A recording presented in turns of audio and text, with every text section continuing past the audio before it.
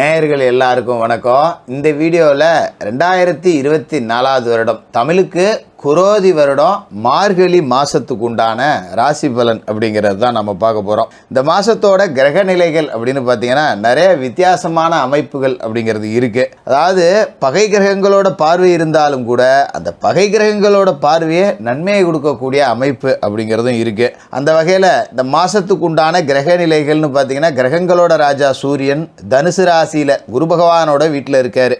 செவ்வாய் கடகராசியில் நீசமடைஞ்சு வக்கரமடைஞ்சு இருக்கார். சுக்கிர பகவான் மகர ராசியில் இருக்கார். 15ஆம் தேதி கும்பராசிக்கு போக போகிறாரு. புதன் விருச்சிக ராசியில் இருக்கார். 17ஆம் தேதி தனுசு ராசிக்கு போக போகிறாரு.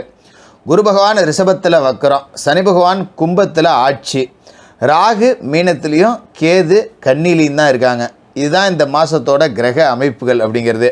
இதில் கடகத்தில் இருக்கிற செவ்வாய் கும்பத்தில் இருக்கிற சனியை பார்க்குறார். இது ஒரு பகை கிரகங்களோட பார்வை அப்படிங்கிறது. அதோடு இல்லாமல் செவ்வாய் மகரத்தில் இருக்கிற சுக்கிரனை 15ஆம் தேதி வரைக்கும் பார்க்குறாரு. அதன் பிறகு கும்பத்துக்கு சுக்கிரன் 5 தேதிக்கு பிறகு போயும் கூட சுக்கிரனை பார்க்குறாரு. செவ்வாய்க்கு சுக்கிரன்கிறவர் பகை கிரகம் இருந்தாலும் கூட சுக்கிரமங்கல யோகம் அப்படிங்கிற ஒரு அற்புதமான யோகம் ஏற்படுது. அதாவது செவ்வாயோட பார்வை பட்டு சுக்கிர பகவான் மங்கள யோகம் அடைகிறார். அசுரகுரு அப்படிங்கிறவர் தேவகுரு மாதிரி செயல்பட போகிறார். மங்கள யோகம் அப்படிங்கிறத அடைஞ்சதால் இந்த அமைப்பு உங்களோட ராசிக்கு என்ன பலன் கொடுக்க போகுது அப்படிங்கிறத பார்க்கணும். கன்னிராசி நேயர்களே, உங்களுக்கு இந்த மார்கழி மாதம் எப்படி இருக்குது அப்படின்னு பார்த்தோன்னா, மாதம் தொடங்கும் போதே உங்களுக்கு குரு அற்புதமான இடத்துல இருக்கார். குரு பார்வை அப்படிங்கிறது உங்களோட ராசியில் பதியுது. அதே நேரத்தில் பார்த்திங்கன்னா ராசி சர்ப்பதோஷத்தோட பிடியில் இருக்குது. அதையும் நாம் மறந்துடக்கூடாது. ராசியிலேயே கேது, கலத்திரத்தில் ராகு அப்படிங்கிறப்ப கணவன் மனைவிக்குள்ளே ஒரு இனம் புரியாத பிரச்சனை அப்படிங்கிறது இருந்துக்கிட்டே இருக்கும்.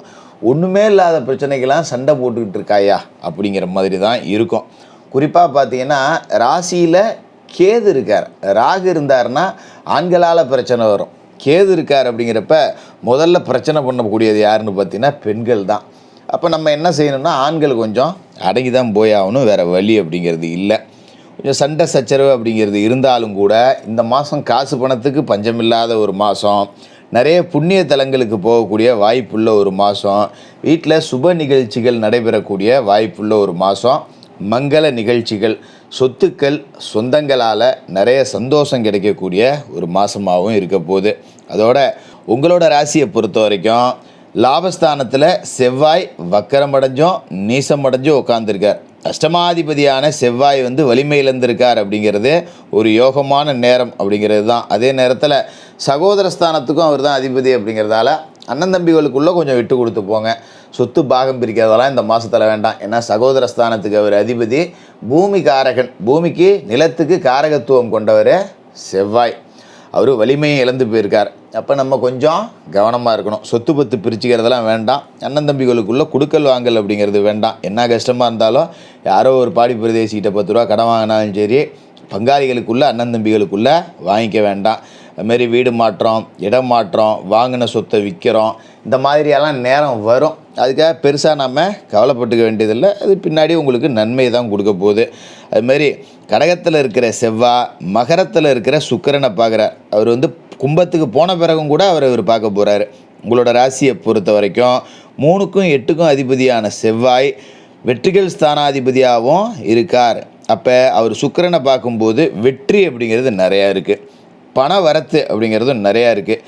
அதாவது சில விஷயங்களை காசை வச்சுக்கிட்டு என்ன செய்கிறதுன்னு தெரியாமல் குழப்பம் இருக்கும் தெரியுங்களா. சில பேர் சொல்லுவாங்க பணம் இல்லை, பணம் இருந்தால் அதை செய்வேன் இதை செய்வேன் அப்படின்னு. சில பேருக்கு பணம் மட்டும் இருக்குது, ஆனால் என்ன செய்கிறதுன்னு தெரியல. இதை செய்யலாமா அதை செய்யலாமா அப்படின்னு 10 விஷயங்களை போட்டு குழப்பிக்கிட்டு எதையுமே செய்யாத ஒரு நிலை அப்படிங்கிறதுல இருப்பாங்க. அந்த மாதிரி தான் உங்களுக்கு கொஞ்சம் காசு பணம் இருக்கும், அதை வச்சுக்கிட்டு என்ன செய்கிறது அப்படிங்கிறது இந்த காலகட்டத்தில் தெரியாது. அப்போ வர்ற பணத்தை எங்கே கொண்டு முதலீடு போடலாம், இல்லை ஏதாவது ஒரு தொழில் தொடங்கலாமா, ஏதாவது என்ன பண்ணலாம் அப்படிங்கிற மாதிரிலாம் யோசனை வரும். அதனால் இந்த மாதிரியான மனக்குழப்பத்துக்கு ஆளாகாமல் ஒரு இடத்துல முதலீடாக கொண்டு போய் போட்டுருங்க, அதுதான் நல்லது. அதே மாதிரி உங்களோட ராசியை பொறுத்த வரைக்கும் 6ஆம் இடத்துல சனி பகவான் இருக்கார். சனி பகவான் இருக்கிறதுலே ஒரு நல்ல இடம் அப்படிங்கிறது 6வது இடம்.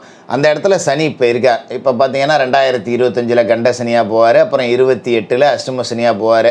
இப்போ 2025க்கு பிறகு மார்ச்சுக்கு பிறகு பார்த்திங்கன்னா சனி சுமாரான இடத்த நோக்கி போகிறாரு. அப்போ அது வரைக்கும் தன்னோட நேர்கோட்டு பயணம் அப்படிங்கிறத 6வது வீட்டிலேயே சனி செய்கிறார். அப்படிங்கிறப்ப அந்த 6ஆம் இடத்துக்கு உண்டான ஆதிபந்தங்கள் அத்தனையவும் சனி செய்து முடிப்பார், நன்மைகளை செஞ்சு முடிப்பார். அதில் எந்த மாற்றமும் இல்லை. கடன் அடையும், நகை நட்டு மூக்கலாம், நோய் நொடி இருக்காது. ஏதாவது பிரச்சனை உடம்புல இருந்தது, ஒரு ஆப்ரேஷன் பண்ணுற அளவுக்கு போச்சுன்னா கூட ஒரு மருந்து மாத்திரையில் குணப்படுத்தி காட்டுவார். எதிராளிகளை வெல்லுவார், பகையாளிகளை வெல்லுவார், தொழில் போட்டியாளர்களை வெல்லுவார்.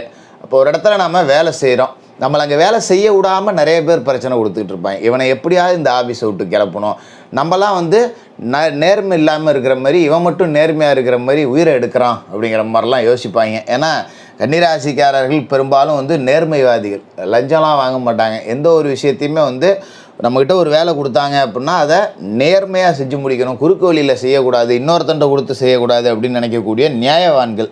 இந்த மாதிரி நீதிமான்கள், நியாயவான்களை தான் சனி பகவானுக்கு ரொம்ப பிடிக்கும். அப்படிங்கிறதால மற்றவர்களெல்லாம் அடித்து வீழ்த்திட்டு உங்களை அந்த இடத்துல உயர வச்சு காட்டுவார். எவன் உங்களை காலி பண்ணணும்னு நினச்சானோ அவன் எல்லாம் தானாக காலியாகி போடுவான். எதிரிகளை வெல்லக்கூடிய சத்துரு சம்ஹார பலத்தை சனி உங்களுக்கு கொடுப்பார். அதுமாரி சொந்த தொழிலை எப்படியாவது காலி பண்ணணும்னு போட்டிக்குன்னு ஏகப்பட்ட வேலைகள் நடக்கும். திரைமறைவில் உங்களுக்கே தெரியாமல் நடக்கும். உங்ககிட்ட வேலை செய்கிறவனே கூட உங்களோட எதிராளிகளுக்காக வேலை செஞ்சுக்கிட்டு இருப்பான், உங்களுக்கே தெரியாது. கூட இருந்து குழிபறிக்கக்கூடிய வேலைலாம் நடந்திருக்கும். அதை எல்லாத்தையும் சனி காலி பண்ணி விட்டுருவார். உங்களுக்கு எதிரானவனை உங்ககிட்ட காட்டி கொடுத்துருவார். ஏன் நம்மளோட ஒவ்வொரு பாதிப்புக்கும் காரணம் அப்படிங்கிறத காட்டி கொடுத்துருவார். அதை வச்சுக்கிட்டு நாம் கொஞ்சம் முழிச்சிக்கலாம், அப்படி ஒரு வாய்ப்பு கிடைக்குது. அதுமாரி ராசிக்கு 4க்கும் 7க்கும் அதிபதியான குரு வந்து இப்போ வக்கரம் அடைஞ்சிருக்கார். நல்ல இடத்துல போய் அவர் வக்கரம் அடைஞ்சதால் குருவால் பெருசாக எதுவும் கிடைக்காட்டியும் அவரோட பார்வை பலத்தால் பணம் அப்படிங்கிறது கிடைக்கும். அதுமாரி உங்களோட ராசிக்கு 3க்கும் 8க்கும் அதிபதியான செவ்வாய் சுக்கிரனை பார்க்குறார். அதாவது ராசிக்கு 5ல் சுக்கிரன் இருக்கார், 6க்கு போகும்போதும் சுக்கிரனை அவர் பார்ப்பார். இதுதான் வந்து சுக்கிரமங்கல யோகம் அப்படின்னு நாம் சொல்லுவோம். இது வந்து வியாபாரத்தில் உங்களுக்கு துணிச்சலையும் தன்னம்பிக்கையும் கொடுக்கும்.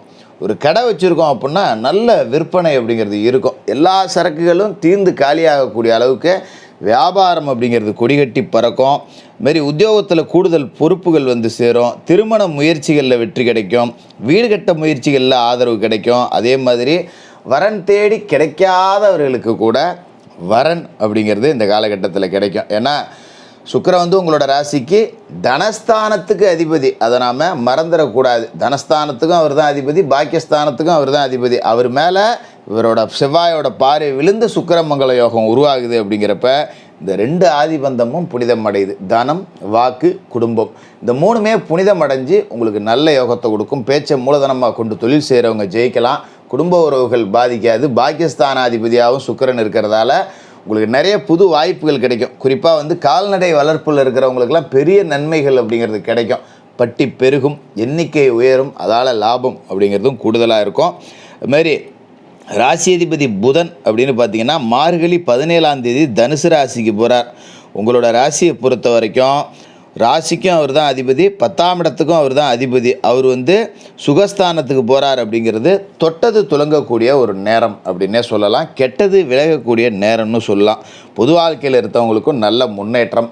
அந்த வகையில் கன்னிராசிக்காரர்களுக்கு இந்த மார்கழி மாதம் நிறைய மகத்துவங்கள் அப்படிங்கிறத அள்ளி கொடுக்கும். உங்கள்கிட்ட கையில் 10 ரூபா காசு பணம் இருக்கும்போது ஏழைப்பாளைகளுக்கு அன்னதானம் பண்ணுங்கள். இந்த மார்கழி நிறைய நன்மைகளை கொடுக்கக்கூடிய மாதமாக இருக்கும். கன்னிராசிக்காரர்களுக்கு வாழ்த்துக்கள்.